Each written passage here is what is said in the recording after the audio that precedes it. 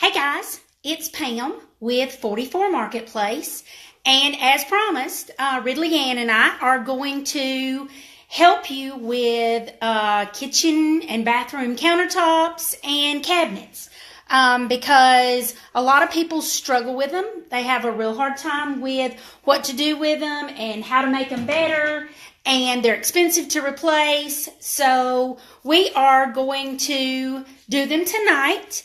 And make it easy for you guys. All right, we're going to start here. This is our countertop that we have, and you can see it's a laminate countertop that is maybe attractive to some people. It wasn't attractive to me, so we started with a laminate countertop. The first thing you got to do is clean it really well with Dixie Belle White Lightning. Hey guys, thanks for watching. Clean it very well with White Lightning. White Lightning is a granular product, 2 heaping tablespoons in a gallon of warm water. Shake, shake, shake. Spray it on, wipe it off, and then wipe it off with a damp cloth and make sure you get rid of all the residue. Sometimes I forget that step, but that's what you're supposed to do. So this countertop, we have just a plain laminate countertop, like many people have in their kitchens, their bathrooms, or whatever. Dixie Belle came out with this fantastic new product called Slick Stick. Before, I would have recommended that you take your sanding sponge and sand, which you can still do. But once you've cleaned it, now Dixie Belle has Slick Stick. Brush it on. It goes on like a dream. Self-levels. You don't have to worry about it. So to speed up our little demo tonight, we went ahead and we Slick Sticked this part. I don't know if you can see, but it just goes right on. Now, Dixie Belle recommends that you put 2 coats of Slick Stick on your countertops. I typically, on my items, I only put 1, but you can put 2 on there. Once you've got your Slick Stick on there, you need to let it dry. Typically, I let it dry for about an hour, but you can let it dry for more or less. It's totally up to you. So you've gone from this countertop to this.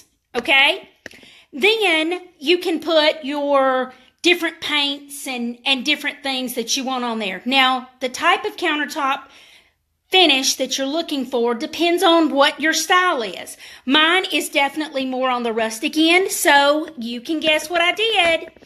I got one of our patina finishes, and I put it right over the Slick Stick. I don't know if you can see that. There you go. I went heavy up on the top end, and I went a little lighter in the middle. And the reason I went ahead and did this is, again, for time. I used the heat gun and sped things up. But basically what I did was I have my Slick Stick that you saw over here. And then I took my coat of my, in fact, it's still open here, my copper patina paint. I think I'm not in the camera. All right, my copper patina paint. I put a coat on and I let it dry.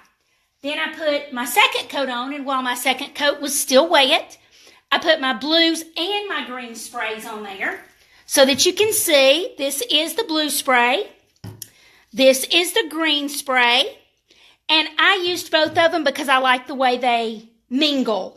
They look very natural, very organic, and that's kind of what I was going for. Now me, I like the deeper, more rough look, and a lot of people might like it not so much, like I did down closer to the edge. Whichever way you like it. I like to dab my brush to kind of create some texture where there's not really texture, because a slick countertop doesn't have texture, because I want it to look like it's an old piece of copper or something. Either way, what I usually do when I do something like that, when I do the patina paints, I like to let them dry overnight so that they bloom completely. Even if I help them along with a heat gun or whatever, you can see I've got blues and greens, but because this is a water-based product, it's still going to bloom overnight. It's still going to grow and get deeper and everything like that. Now, once it's to the point that I want it to be, then I'm going to put my gator hide over it. Gator hide is our water repellent top coat. I don't know if you can see that. Gator hide is our water repellent top coat, and typically that's what I put on the tops of my kitchen cabinets, my bathroom cabinets, whatever. So that's the way that I protect my kitchen cabinets, because this is a water repellent top coat, and that's what you want to have your kitchen cabinets and your countertops. You want them to be scrubbable. So that's what I would put over this. Now the next one that we have is our, whoops, sorry, lost you guys. The next one that I have is our countertop that we are going to make look like granite. So basically what we're going to do is we're going to take some sea sponges and we are going to blot them on here in such a fashion that it looks very organic. You can see it's got I like a nice base coat to start with, and this one is sandbar, which is one of my more favorite colors. And then I'd pick a light, a medium, and a dark to go over it. And I, of course, blot in my dog food box, because you guys know me and my dogs. I always have dog food boxes. And you just kind of, I don't know if you can see this. Let me drop it down. So you're going to put your little light spots. Some of them may come out darker, but it's organic. So all you're wanting to do, put it down a little bit further, is make some light spots, and you're using a sea sponge so that you can have a different pattern, not a regular sponge pattern. So you're going to do it with your light. You put your light on and you kind of just blot around, you move your sponge around. You want it to look very organic, so you want it to have movement. Then typically I go to my medium color, and in this case I'm using chocolate. And you just want to get a little bit on your sponge, and you want to blot off any excess, whether it's on a paper plate or whatever. And now you're going to go in and you're just going to lightly go in there with your brown. You want to add a little bit of texture, and you don't want it to look just alike. So move your sponge around so that you kind of get a little organic feel. And you may have to get a little bit more, and you still got some from where you blotted off your sponge in your box or on your plate. And you're going to put that on there. All right, so now we have chocolate and we have drop cloth. And our last one that we're going to put on is Gravel Road, and it's our darkest color. You may want to use different sides of your sponge because they're each going to have a different pattern. But either way, you just kind of want it to just put a little bit of the dark here and there so that it gives it a little bit of a pattern. And you want to press harder in some places because more of the sponge will leave paint. And if your first go round doesn't give you what you want, because I think I'd like some more brown, then you get a little bit more of your chocolate and you go at it again. And you just want to make sure you've got that excess off so that it doesn't go too much. And there we go. We kind of have our granite look that we were going for. Again, I would leave that to dry overnight before I put my gator hide on, but you definitely want to put your gator hide on after this. So you've got 3 different countertops now. Let me move all of our little stuff so you can see them. I've got my sponges everywhere. I'm kind of a messy worker. So if you look now, we have one part that we have put our granite style on. We have one part where we have put our aged copper finish. And you can see what we originally started with, which was our slick stick. So now you can get an idea of what it's like if you start with laminate countertops and you have multiple choices to choose from. Again, if you've been in my store, you know that Cindy and I did our countertops with the aged copper finish, and we get compliments on them daily. So that's definitely the way I would want to go if I were doing it. Now we're going to mess around. If you guys can be patient, let me move us over here. I'm the worst cameraman ever. Cabinet doors. Everybody has questions about doing kitchen cabinets, and they want a quick and easy way. I get calls all the time about, can't I just do it with primer and paint or whatever? Well, you can. But I can't tell you how to do it because I do it my way, and I like it I like to do things the same way each time.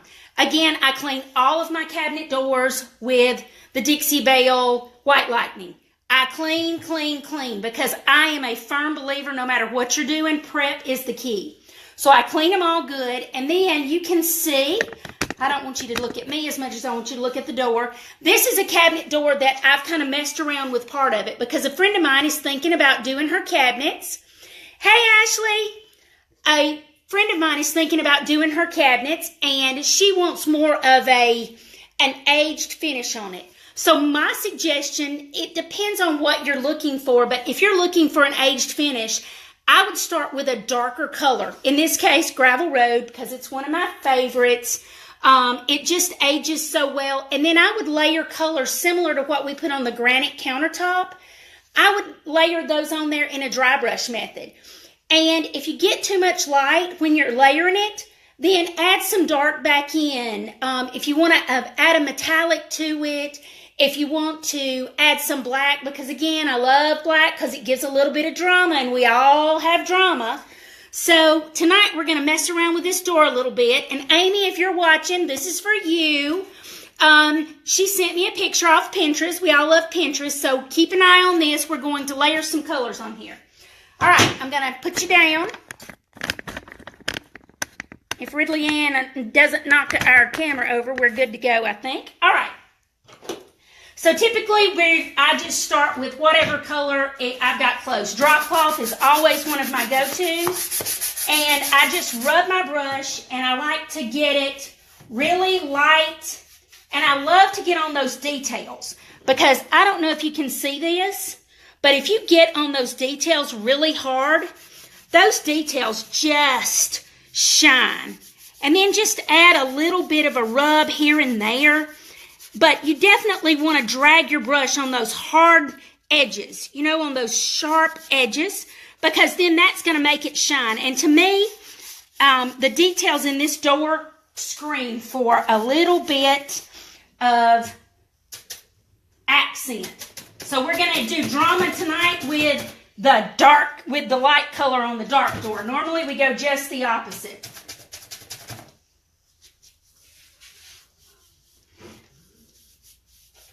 All right, I don't know if you guys can see, but we're lightening this door up a lot in places because we want it to look well worn. All right.